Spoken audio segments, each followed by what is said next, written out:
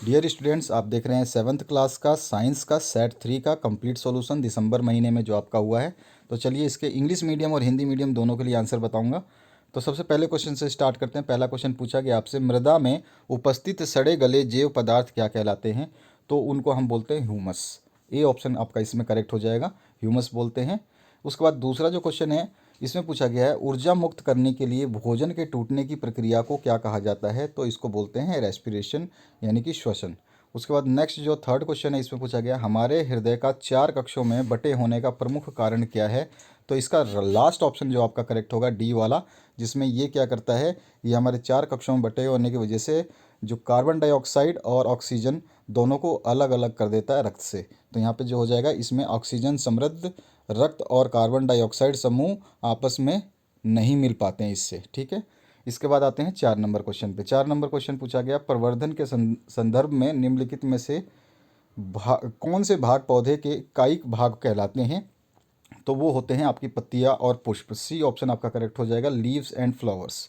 उसके बाद नेक्स्ट जो क्वेश्चन है इसकी बात करते हैं। 5 नंबर जो क्वेश्चन है इसमें आपको दिया गया एक टेबल, और इस टेबल में आपकी एक में आँख है एक में आँख नहीं है। इस टेबल को बनाया गया है और इसमें पूछा गया है कि देखिए ध्यान से, एक आलू को 4 टुकड़ों ABCD में काटा गया। इनमें से कुछ टुकड़े शत चिन्ह यानी कि आँख जिनको कहते हैं वो थे, तथा कुछ में नहीं थे, जैसा कि चित्र में दिखाया गया है। सभी टुकड़ों को ज़मीन में दबा दिया गया और प्रतिदिन पानी दिया गया। कुछ दिनों बाद किन किन टुकड़ों में अंकुरण देखने को मिल सकता है? तो जिनमें आँख थी उनमें मिलेगा। तो यहाँ पे देखिए आलू का टुकड़ा ABCD लिखा है, और छत चिन्ह यानी कि आँख जो है A में है और B में नहीं है, C में नहीं है और D में है। तो जिसमें आँख है, हाँ है, वही हमारे आंसर होंगे। तो A और D जो ऑप्शन होगा वो करेक्ट होगा। तो हमारा D ऑप्शन में D और A हैं, तो ये हमारा ऑप्शन करेक्ट हो जाएगा। आगे बढ़ते हैं नेक्स्ट क्वेश्चन की तरफ। नेक्स्ट जो क्वेश्चन है 6 नंबर, रिक्त स्थानों की पूर्ति करनी है। तो इसमें पूछा गया है, in the proportion of large particle is more in the soil than it is called sandy soil, यानी कि यदि मृदा में बड़े कणों का अनुपात अधिक होता है तो उसको बलुई मृदा कहते हैं, बलुई मृदा। उसके बाद में 7वां जो क्वेश्चन है इसमें, अव्ययी श्वसन के दौरान खालिस्तान का संचयन मांसपेशियों में ऐंठन का कारण बनता है, यानी accumulation of dash during aerobic respiration cause muscle cramps. तो उसमें होता है लैक्टिक एसिड की वजह से। लैक्टिक एसिड जितना एक्यूमुलेशन हो जाएगा, संचय हो जाएगा, उतना ही ऐंठन बनेगी। नेक्स्ट जो क्वेश्चन है इसमें पूछा गया है, लैंगिक जनन में नर और मादा मिलकर क्या बनाते हैं, यानी in sexual reproduction what is formed after fusion of male and female gametes. तो उसको हम हिंदी में बोलेंगे युग्मनज और इंग्लिश में बोलते हैं जाइगोट। उसके बाद आते हैं 9th नंबर क्वेश्चन पे। 9th क्वेश्चन में आपको मैच करने थे कॉलम्स के। तो यहाँ पे ए ऑप्शन जो है ये आपका वेन को आपके सेकंड ऑप्शन से करना है करेक्ट, यानी कि सिरा जो है वो शरीर के अंगों से हृदय को रक्त प्रवाहित करती है। दूसरा जो हीमोग्लोबिन है इसमें हमारा आ जाएगा, हीमोग्लोबिन ऑक्सीजन से जुड़कर इसे कोशिकाओं और ऊतक तक पहुंचाता है। उसके बाद जो थर्ड है रक्त, रक्त क्या करता है, गैसों तथा पचे भोजन का प्रवाह करता है। और आपका चौथा लास्ट पोर्शन है इसमें, आर्टरी यानी धमनी, धमनी हृदय से शरीर के अंगों तक रक्त प्रवाहित करती है। तो मैंने यहाँ पे मैच कर दिया है कॉलम्स को, आप देख सकते हैं तीर के निशान से, तो वो उसके राइट आंसर है, ठीक है। तो लास्ट वाला फर्स्ट में हो जाएगा और फर्स्ट वाला जो है आपका सेकंड में है। इस तरह से निशान लगा दिए मैंने अलग कलर से, ताकि आपको दिक्कत ना हो। आगे बढ़ते हैं नेक्स्ट क्वेश्चन पे। नेक्स्ट जो क्वेश्चन है इसमें हो चुका, how is clayey soil useful for crops, यानी मृणमय मृदा किस प्रकार की फसलों के लिए उपयोगी है? इसको चिकनी मिट्टी भी कहते हैं। तो यहाँ पे आपका जो है हम लिख सकते हैं इसका answer, it has very good water holding capacity, क्योंकि इसके अंदर वाटर जो है जल्दी से शोषित नहीं होता, सूखता नहीं है। It is rich in organic matter for growing crops such as wheat, gram and paddy. The soil that is good at retaining water and rich in organic matter is suitable. Therefore, clayey soil having these characteristics are useful for the kind of crops. यानी कि इसको हिंदी में हम देखें तो आपको हिंदी और English में सॉल्यूशन मिलने से एक फ़ायदा होगा कि आपको सब कुछ समझ में आ जाएगा। इसमें लिखा है, मृणमय मृदा की जल धारण क्षमता बहुत अच्छी होती है, यह कार्बनिक पदार्थों से भरपूर होता है। चना, गेहूँ, धान जैसी फसलों को उगाने के लिए ऐसी ही मृदा उपयुक्त होती है जो पानी बनाए रखने में अच्छी हो और कार्बनिक पदार्थों से भरपूर हो। इसलिए इन विशेषताओं वाली मृणमय मृदा यानी कि मिट्टी ऐसी फसलों के लिए उपयोगी होती है। यहाँ तक समझ में आ गया आपको। अब आगे आते हैं दूसरे क्वेश्चन पे, यानी 11 नंबर क्वेश्चन पे। हृदय स्पंदन, एक व्यक्ति में हृदय स्पंदन की दर बताएं, यानी कि हृदय स्पंदन क्या होता है और एक व्यक्ति में हृदय स्पंदन की दर क्या होती है ये बताना है। तो heart rate is the speed of heart beat measure by the number of contractions of the heart per minute. ठीक है, तो आपका जो है ये क्या होता है, हृदय स्पंदन प्रति मिनट हृदय के संकुचन की संख्या या धड़कने की गति को बताती है। और दूसरा जो है इसमें पूछा गया एक व्यस्त व्यक्ति में हृदय स्पंदन की दर बताएं। तो the heart rate of healthy adult ranges from 60 to 100 beats per minute, यानी कि एक मिनट में 60 से 100 बार धड़कती है, और एवरेज लेते हैं तो 75 बार धड़कती है। द 75 या 72 बार धड़कती है। द पल्स रेट में fluctuate in and increases with exercise, illness, injury and emotions. जब हम रोते हैं, एक्सरसाइज करते हैं, बीमार होते हैं या चोट लग जाती है तो इस समय अपनी धड़कन जो है वो कम ज़्यादा हो सकती है। यही चीज़ यहाँ पे हिंदी में लिखा है, हृदय स्पंदन प्रति मिनट हृदय के संकुचन की संख्या या धड़कने की गति को कहते हैं। और स्वस्थ व्यक्ति के लिए हृदय स्पंदन 60 से 100 बीट प्रति मिनट के बीच होती है। व्यायाम, बीमारी, चोट या भावनाओं के साथ हृदय स्पंदन की दर में उतार चढ़ाव देखा जा सकता है, यानी कि घट सकती है और बढ़ भी सकती है। आगे जो 12वां क्वेश्चन है इसमें पूछा गया है आपसे कि एरोबिक एंड अनएरोबिक रेस्पिरेशन में क्या अंतर है। तो इंग्लिश मीडियम और हिंदी मीडियम के लिए दोनों आंसर्स बता रहा हूँ। सबसे पहले आपको एरोबिक के बारे में बता रहा हूँ हिंदी मीडियम के लिए, फिर उसके बाद इंग्लिश मीडियम देखेंगे।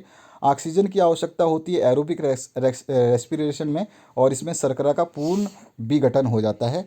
और अवयवी श्वसन जो अनएरोबिक श्वसन है इसमें ऑक्सीजन की आवश्यकता नहीं होती और शर्करा का पूर्ण अवघटन या विघटन नहीं जो होता है वो हो जाता है। ठीक है, उसके बाद में आते हैं अपूर्ण होता है, मतलब पूर्ण नहीं होता है, अपूर्ण होता है। इसके बाद दूसरा जो क्वेश्चन है, जल व कार्बन डाइऑक्साइड अंतिम उत्पाद बनते हैं एरोबिक रेस्पिरेशन में। और दूसरा जो यहाँ पर अगर इसके सामने की बात करें तो इसमें कार्बन डाइऑक्साइड और एथाइल अल्कोहल और लैक्टिक अम्ल बनता है अंतिम उत्पाद में, यानी फाइनल प्रोडक्ट में।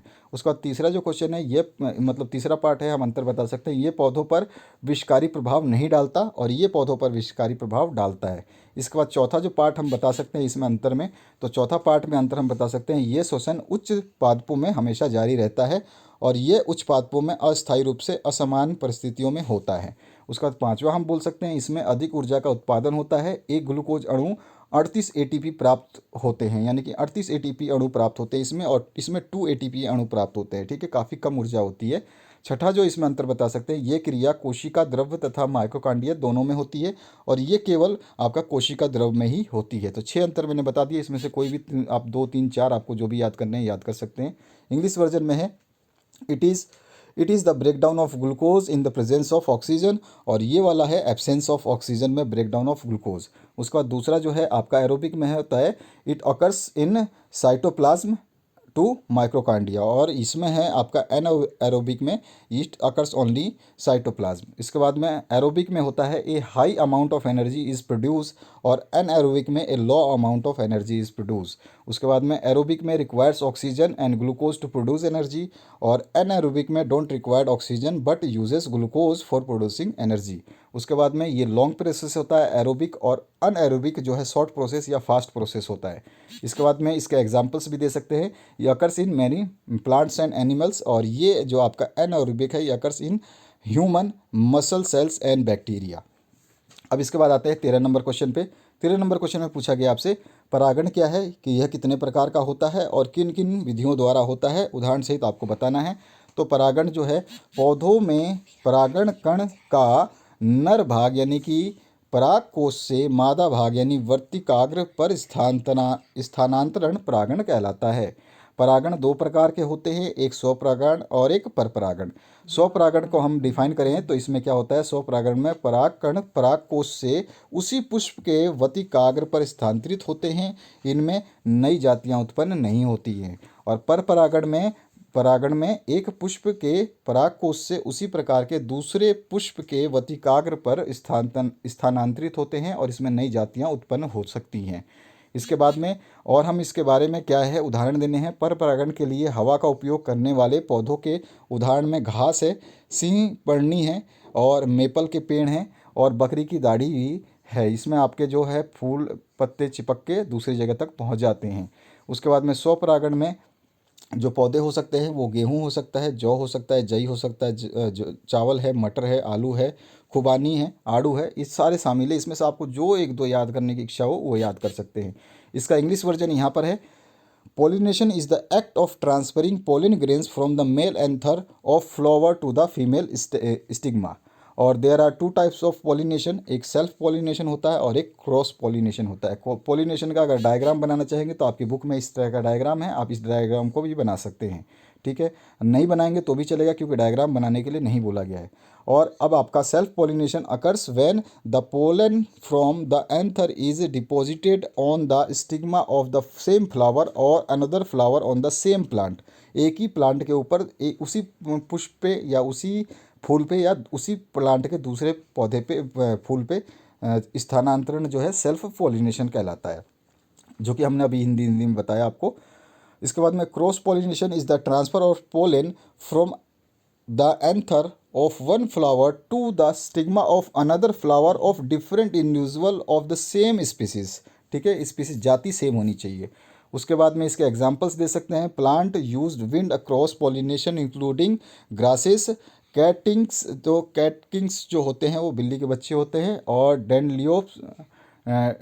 डेंडिलायंस और मैपल ट्रीज और गोट ब्रेड।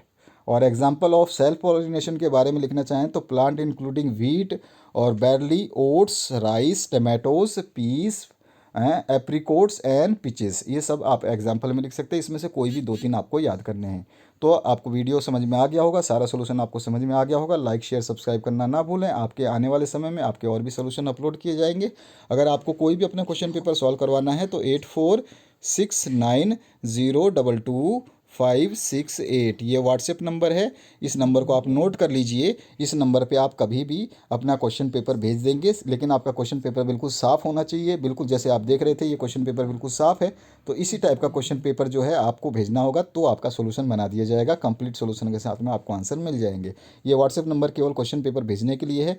इस पर कोई भी मैसेज ना करें एक्स्ट्रा, कोई भी इसका जवाब नहीं दिया जाएगा। केवल क्वेश्चन पेपर भेजने के लिए आप इस पर संपर्क कर सकते हैं।